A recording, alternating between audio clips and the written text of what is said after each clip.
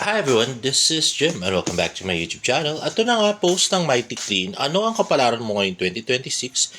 Mag-reacts na para matupad. Hindi na ako mag-iipon ng labada.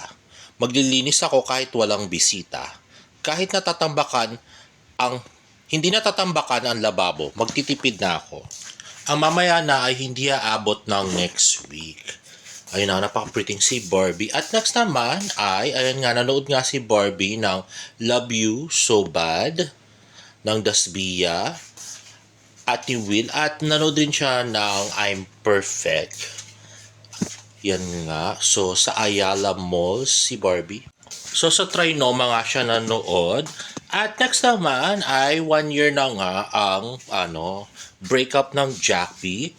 Ayun nga yung post ni Barbie Fortesa. Don't cry because it's over. Smile because it happened. Dr. Seuss.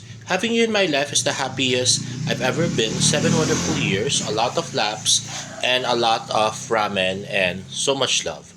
Your love was exceptional, but sometimes good things falls apart, so better things can come together. Beautiful goodbye, Jack Roberto. Thank you for loving me the way you did. I'm excited for what's to come for both of us. You take care of yourself. May you find the love you deserve. I hope everyone's understanding and I wish you can help us put the matter into rest. Ayun na nga, 1 year na nga single si Miss Barbie Fortesa at hanggang ngayon ay hindi pa rin nag-date si Barbie at saka si David. Never pa rin silang seen together outside work.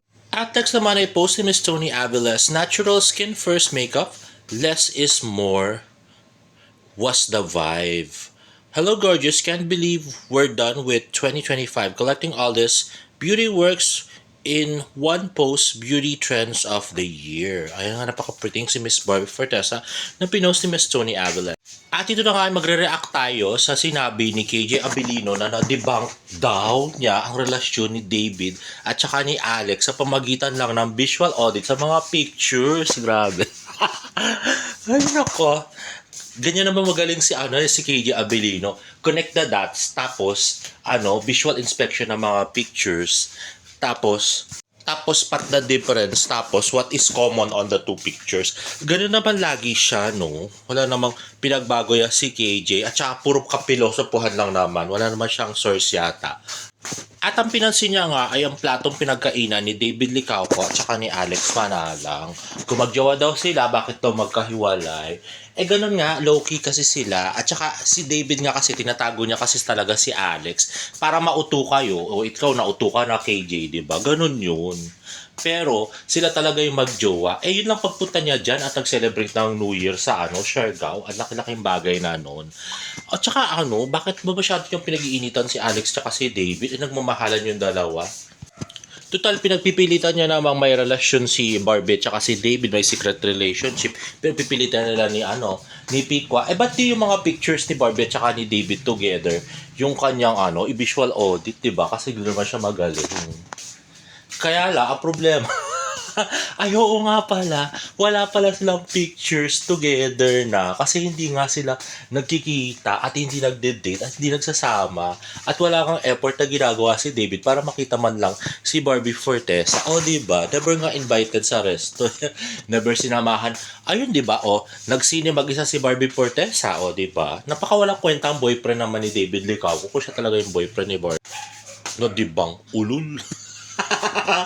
Grabe, di ba? Yun bang pilit niya talagang hirap na hirap siyang ipaliwanag na hindi magjowa si David at saka si Alex. Samantalang si Barbie at saka si David, pinipilit nilang may something. Pero wala naman, di ba? Si Barbie nga mismo doon sa video niya, di ba? Pinipilit na single siya. Naku, tatado ng KJ Abilino na to, no? Kapal na mukha. Grabe ang pagsisinwaling. Sa bagay, mukha naman walang alam to. Grabe, no? Ang kapal lang na mukha mag-vlog patungkol sa Barda. Anyway, next nga ay, ito nga ang si Miss Eugene Domingo at Angelica Panganiban doing the iconic scene in Contrabida Academy. Let's watch this. Siya ang nakababatang kapatid ni Mimi, my seductive daughter. Ikaw ang dahilan kung bakit namatay si Mimi, my seductive older sister. sasapitin mo rin ang nangyari kay Mimi, my seductive. And there you have it, guys. If you like this video, please give it a thumbs up and please subscribe to my YouTube channel for more birthday updates. See you in my next vlog. Bye!